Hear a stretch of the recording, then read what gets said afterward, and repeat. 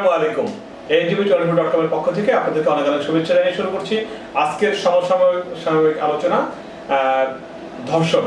আমাদের স্টুডিওতে উপস্থিত হয়েছেন দৈনিক হকের চাপ পত্রিকার ভারপ্রাপ্ত সম্পাদক জনাব এস.এম. পলাশ। যে আপনি ভালো আছেন ইনশাআল্লাহ? জি ভালো। আমরা আপনাদের জানতে চাচ্ছি যে আসলে আমাদের দেশে যে ইদানিং এই যে ধর্ষণের ঘটনাটা বেড়ে গেছে খুব, এবং এই ধর্ষণটা আমি মনে করি যে একটা প্রাপ্ত বয়স্ক ছেলেটা কত ছিল, এটা কিন্তু দেখা যাবে লোকটি 52 বছর, শিশুটি 4 বছর 5 বছর।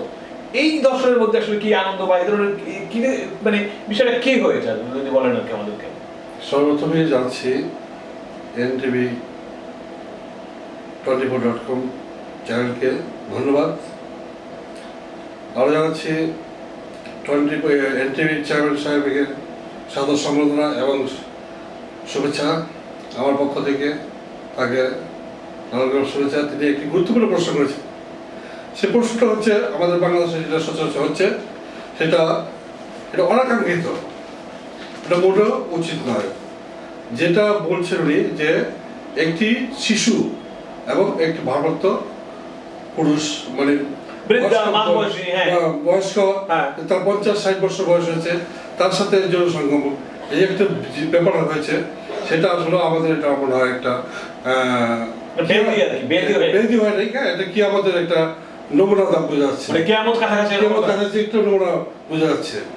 তো এটার মধ্যে সচেতন হওয়ার, যারা সচেতন হবে তারা যদি এই ধরনের কার্যক্রমে জড়া যায় তাহলে দেশকে কে রক্ষা করবে, কারা শাসন করবে, কারা ইপিজিকে রক্ষা করবে, এই ধরনের লোকরা সমাজের শাসন এবং সুশাসন করবে, তারাই তো ইপিজির মধ্যে এই দর্শকের মধ্যে জড়িয়ে পড়ছে। তো মজার বিষয় হলো কি, আজকে আমি একটা ফেসবুকে দেখলাম এক ধর্ষক একটি রাস্তার মধ্যে এক তরুণীকে উঠিয়ে নিয়ে গাড়ির মধ্যে দর্শন করলেন। পরে গাড়িটিকে অনেকে আটকায়া এবং দর্শককে এমন মার করে দিলেন তাকে ল্যাংটা করে মানে পিটানো হচ্ছে। এই বিষয়টা আপনি আসলে কি? অ্যাকচুয়ালি নিয়ম এটাই, ধরার সাথে সাথে যদি তাদের শাস্তিটা সেরকম হয়, তাদের উপযুক্ত শাস্তিটা দেওয়া হয়, আইনের আওতায় নেওয়া হয়, তাহলে আমি মনে করি যে এই বাংলাদেশ থেকে, এই দর্শন থেকে, এই সামাজিক একটা ব্যাধি থেকে আমরা রেহাই পাবো এবং মুক্তি পাবো।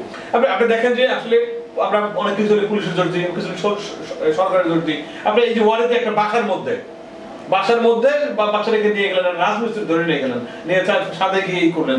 এখান থেকে তো সরকার আসলে কিছু করার আছে বলে আপনি কি মনে করেন? এটা আসলে আমাদের পরিবারের সচেতনতা যে আমার বাচ্চাটাকে কোথায় গেল না গেল এরকম, বা এটা একটা অসুখ ব্যাধি কিনা, যে একটা শিশু বাচ্চাটাকে কি সংগ্রাম করা যায়, কি যৌন মিলন করা যায়। এটা আসলে কি আমাদের দেশে 16 কোটি 8 থেকে 18 কোটি মানুষের বসবাস। এদেশের প্রত্যেকটা নাগরিকের নৈতিক দায়িত্ব তার সমাজকে সুরক্ষা রাখার, তার সমাজকে দেখে রাখার। প্রত্যেকটা গার্ডিয়ান তার শিশু বাচ্চা তারা কোথায় যাচ্ছে, কি করছে, কখন কি করবে, এটাও তাদের একটা দেখা নৈতিক দায়িত্ব। সরকার দায়িত্ব কখন নেবে? যখন নাকি এটা ঘটনা ঘটে গেছে, তখন সরকার তার পুলিশ বাহিনী হোক, র্যাব বাহিনী হোক, ডিবি হোক, এনএসসি হোক, যে কোনো সেক্টর থেকে হোক, তারা একটা ব্যবস্থা দেবে। ব্যবস্থাটা সে আসামিকে ধরে এনে আইনের আওতায় তাকে নিয়ে যাবে। তাতে কি হলো, আজকে যে শিশুটি ধর্ষিত হইল, সেই শিশুটির জীবনে তার বাকি জীবনটা কি হবে? তার বাকি জীবনটা তো একটা অমানসিকের মধ্যে কেটে যাবে। তার জীবনে কখনো শান্তি স্বস্তি থাকবে না, আসবেও না। আচ্ছা, এই যে আমার মতো এই যে ঘটনাগুলো ঘটছে, এই বিচারগুলো তো হতে তো 10 বছর 5 বছর 20 বছর লেগে যায়। এই বিচারগুলো 1 মাস বা 1.5 মাসের মধ্যে করা একটা বিধিবিধান থাকলে কি ভালো হতো কিনা? যে কারণ যে লোকটা দর্শিত সে গরিব মানুষ, সে উকিলে টাকা দিতে পারবে না, বারবার উকিলে টাকা দিতে পারবে না, দেরি হলে তো আরো বেশি টাকা খরচ হবে। সুতরাং খরচটা অনেক সময় দেখা যায় টাকা খরচ করে দেয় না, আর পড়ে যায় না। তো আমরা এই যে দর্শনের ঘটনাগুলো বা হত্যা ঘটনাগুলো, এগুলো যদি দ্রুত বিচার, অর্থাৎ 1-1.5 মাসের মধ্যে যদি বিচার শাস্তিটা কার্যকর করা যেত, তাহলে ভালো হতো কিনা? আমার মনে হয় আমাদের দেশে আইন যতটুকু আছে তার আইনের ভাগ কখন বেশি। আইনকে যদি সুসংগঠিত না করা হয়, তাকে যদি শক্ত হাতে দমন না করা হয়, তাহলে এই দেশের শাসন ব্যবস্থা কখনো সুন্দর হবে না। এবং যে অপরাধী তার একটি আইন নিয়ে উকিলকে পয়সা দিয়ে তারা যে ব্যবস্থা আছে সেই ব্যবস্থা দিয়ে তার আইনের ভাগ কখন দিয়ে বের হয়ে যায়। তাতে কি হয়, আসামির পক্ষে যারা যারা আর কি বাদী পক্ষে ভিকটিম, তাদের অসহায়ভাবে উকিলের পিছিয়ে ঘুরতে হয়, ম্যাজিস্ট্রেটের পিছিয়ে ঘুরতে হয়, কোর্টের বাড়িতে গিয়ে দাঁড়া থাকতে হয়। এই ব্যবস্থাটা থেকে আমাদের মুক্তি পেতে হবে। আইনকে শক্ত হাতে দমন করতে হবে, আইনকে শক্ত হাতে সুসংগঠিত করতে হবে। তাহলে আমার মনে হয় যে এই যেটা বললেন আপনি যে 1 থেকে 1.5 মাস বা 2 মাস বা 3 মাস এর মধ্যে সাজাটা হইলে আমার বলা হয়। কারণ 1 থেকে 1.5 মাস না, এই সাজাটা আমার মনে হয় 15 ডেজ 15 দিনের ভিতরে হলে আরো সুন্দর হয়। মানুষ ভয় পাবে আর ভাগ করে কোনো ব্যবস্থা নেই, এর বাঁচানো পায় না। আমরা এই অপরিচিকর কার্যক্রম থেকে আর যাবো না।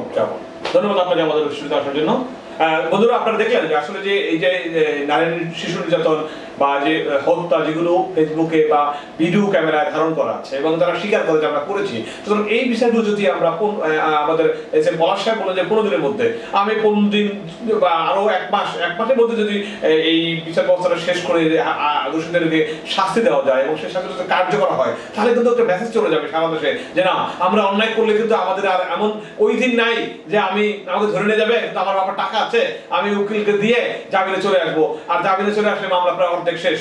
সুতরাং ওই মেসেজটাকে ধরে রাখতে হবে যে না, তোমার টাকা ফেরত কি হবে, তোমার এখান থেকে বের হওয়ার কোনো সুযোগ নাই। যদি তুমি স্বীকার করেছো, তোমার এখান থেকে সাজা হবে, সাজা খেটে তারপর তোমাকে বেরোতে হবে। তাহলে কিন্তু অনেকে কিন্তু এই কাজটা আগে থেকে বিরত থাকতো। বন্ধুরা, আমরা চাই সরকারের কাছে আমরা আবেদন জানাই, আমরা দাবি জানাই যে আমাদের কয়েকটি জায়গায় দ্রুত বিচার একটি আছে, সেটি কিন্তু দ্রুততর হয় না, সেটিও 3 বছর 4 বছর লেগে যায়। তো আমরা এই ধরনের যত কিছু ঘটনাগুলো আছে সেগুলো যদি আমরা দ্রুত বিচার অর্থাৎ 15 দিন বা 1 মাস বা 2 মাসের মধ্যে যদি আমরা বিচারগুলো সঠিক শেষ করতে পারতাম, তাহলে মনে হয় এই ঘটনাগুলো অনেকগুলো কমে আসতো। তো আমরা বন্ধুরা, আপনি যদি মনে করেন যে এই দ্রুত বিচার আইনের মাধ্যমে যে সাজা শাস্তি কার্যকর হোক, তাহলে আমাদের চ্যানেলে কমেন্ট বক্স আছে, কমেন্ট বক্সে আপনার মন্তব্য লিখে পাঠাবেন। আমরা পরবর্তীতে আবার এই কমেন্টস গুলো আপনারা কে করলেন আমরা আবার একটা ভিডিওর মাধ্যমে জানিয়ে দেবো। সে পর্যন্ত বন্ধুরা, আপনারা ভালো থাকবেন, সুস্থ থাকবেন এবং আমাদের পরবর্তী ভিডিও দেখার জন্য আমন্ত্রণ শেষ করছি। আল্লাহ হাফেজ, আসসালামু আলাইকুম।